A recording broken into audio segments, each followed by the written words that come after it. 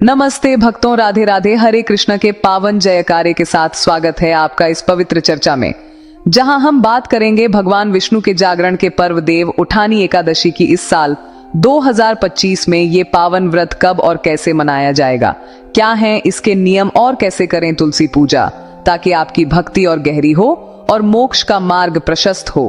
तो आइए डूब जाएं इस पवित्र जानकारी में और बनाएं इस एकादशी को और भी खास। कार्तिक मास के शुक्ल पक्ष की एकादशी इस बार 1 नवंबर शनिवार को सुबह 9:12 से शुरू हो रही है। इसके पहले दशमी तिथि रहेगी और ये तिथि 2 नवंबर रविवार को सुबह 7:31 पर खत्म होगी। 2 दिन की एकादशी होने से व्रत भी 2 दिन का है। 1 नवंबर को दशमी युक्त एकादशी है जिसमें आप उपवास रख सकते हैं, लेकिन ये कम शुद्ध मानी जाती है।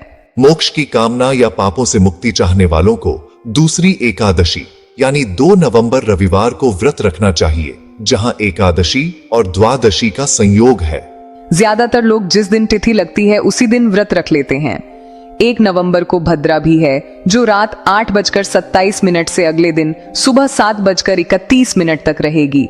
भद्रा का वास मृत्युलोक में है, जो शुभ कार्यों के लिए अशुभ है, इसलिए विवाह, मुंडन, जनेऊ जैसे काम न करें। लेकिन दैनिक पूजा पाठ और कार्तिक स्नान भद्रा में किए जा सकते हैं। 2 नवंबर को ब्रह्म मुहूर्त सुबह 5:01 से 5:49 तक रहेगा। सूर्योदय सुबह 6:36 पर और सूर्यास्त शाम 5:44 पर होगा। प्रातः काल पूजा सुबह 5:16 से 6:34 तक और सायंकाल पूजा शाम 5:35 से 6:53 तक करें। भद्रा सुबह 7:30 तक खत्म हो जाएगी। राहु काल दोपहर 4:30 से शाम 6 बजे तक रहेगा।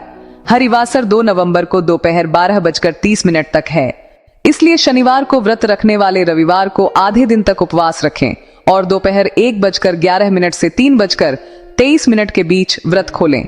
लेकिन ये अवधि लंबी है, इसलिए शुद्ध एकादशी 2 नवंबर को व्रत रखकर 3 नवंबर सोमवार को सुबह 6:34 से 8:46 तक पारण करें। रविवार को तुलसी जी को स्पर्श नहीं करते, लेकिन दीपक जला सकते हैं। तुलसी पत्र न तोड़ें, न जल अर्पित करें। देव उठानी एकादशी पर तुलसी विवाह होता है। आप इसे शनिवार को कर सकते हैं या रविवार को अगर आपकी श्रद्धा अनुमति दे, वरना सोमवार को भी तुलसी विवाह कर सकते हैं, क्योंकि कार्तिक पूर्णिमा तक ये शुभ कार्य किया जाता है।